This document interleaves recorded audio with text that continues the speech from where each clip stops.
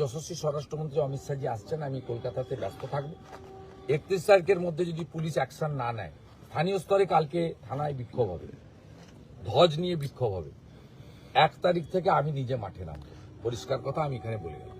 দাদা কালকে দুর্গাঙ্গন উদ্বোধনের কথা ছিল, কিন্তু উদ্বোধন হচ্ছে না। আপনিও টুইট করেছেন, কি বলবেন রাজ্য সরকারের এই হঠাৎ করে প্রথমে ওয়েস্টার্ন হোটেলের সামনে স্বাস্থ্য ভবনের জায়গায় করতে গেছিল, 4 কোটি টাকা খরচও করে ফেলেছে, ওখানে মুসলমানরা আপত্তি করেছে, যেটা আমাদের জায়গা, দুর্গাঙ্গন করা যাবে না। এখন মুখ্যমন্ত্রী তো মুসলমানরা আপত্তি করলে তাকে পিছাতেই হবে, পিছিয়ে গেছেন, শিল্প করার জায়গায় গেছেন, নিউ টাউনে বাস স্ট্যান্ডের কাছে। তার কোনো টেন্ডার হয়নি, তার কোনো ওয়ার্ক অর্ডার ইস্যু নেই, কিন্তু কালকে তিনি পুরুলিয়া না বাঁকুড়া যাওয়ার সময় লাঠি ফাটিয়ে দিয়ে চলে যাবেন। আর কেউ তো ফাটাবেন না, ফাটাতে জানেন না, দীঘাতে ফাটাতে পারেননি, ওখানে যাও একটা কিছু করে যাবেন। অভিষেক বন্দ্যোপাধ্যায় বিএলএ